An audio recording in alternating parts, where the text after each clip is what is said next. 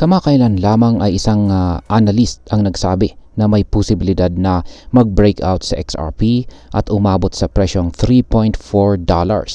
Pero teka, meron pong isang mahalagang kondisyon na dapat mangyari muna bago po ito magkatotoo. Kaya ayan, yan po ang siyang ating alamin sa video na ito. Pero bago po tayo magpatuloy ay pakibasa na lamang po ang disclaimer dito sa ibaba ng ating screen. Yan, ano nga bang nangyayari sa presyo ni XRP ngayon?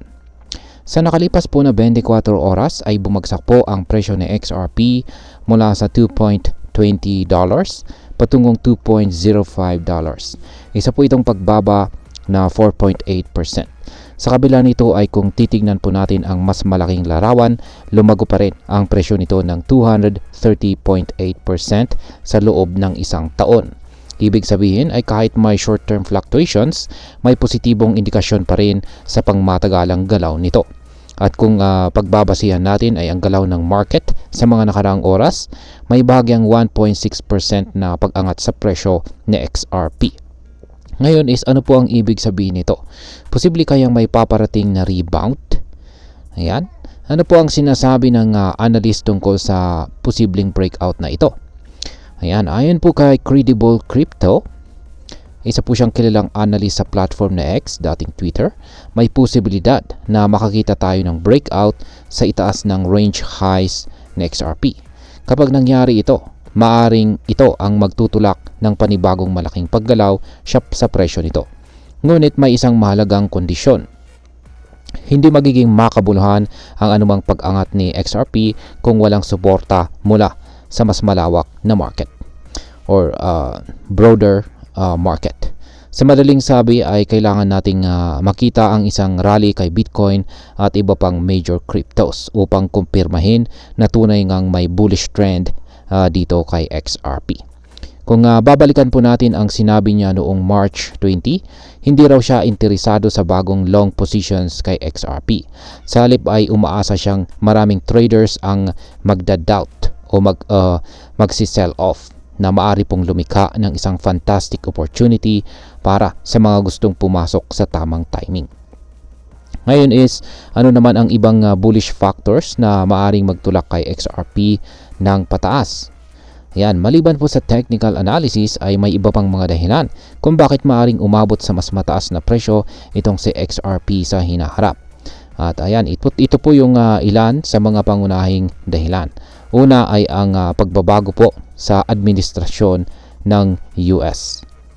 Ayan, matapos pong manalo si Pangulong Donald Trump sa US elections ay lumakas po talaga sa XRP sa huling bahagi ng taong 2024. Ang mga pagbabago sa regulasyon ay maaring may positibong epekto sa crypto market, lalo na kung magiging pabor sa digital assets ang bagong administrasyong ito.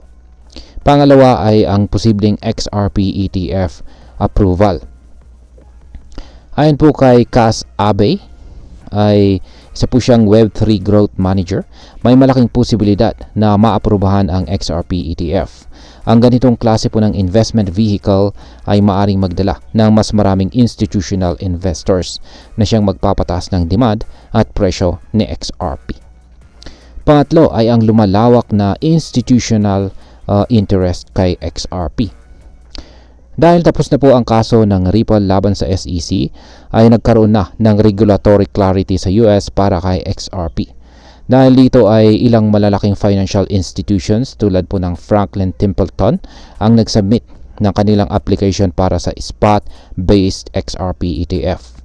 At hindi lamang yan, may mga haka-haka rin na ang malalaking asset management firms tulad po ng BlackRock at saka Fidelity ay maaring magpasa rin ng kanilang sariling XRP ETF applications. Kapag nagkataon, sigurado pong lalaki ang institutional investments kay XRP na siyang maaring magpataas sa presyo nito. Ngayon, kung tama po ang mga analyst at mag-breakout nga sa XRP papuntang $3.4 o higit pa, ito po ay magandang balita para sa atin na nag-hold dito kay XRP. Ayan. Kung ikaw po ay isang matagal ng hodler, yan, malaking potential profit po ito. lalo na kung nakabili po tayo kay XRP noong talagang mababa pa ang kanyang presyo. Kung ikaw naman po ay isang short-term trader, kailangan po nating maging maingat sa timing sa pagpasok at paglabas sa market.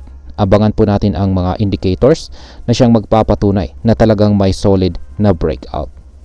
Ngayon sa mga bago lang naman, sa mga baguhan at wala pa talagang XRP, ay maaaring magandang pag-aralan muna natin ang market trends at alamin natin kung kailan ang tamang panahon para pumasok. Huwag po tayong basta-basta magpapadala sa hype. Sa kabilang banda ay tandaan natin na ang crypto market ay napaka-volatile. Kahit may malalakas na bullish signals, hindi pa rin ito garantiya ng tuloy-tuloy na pag-angat.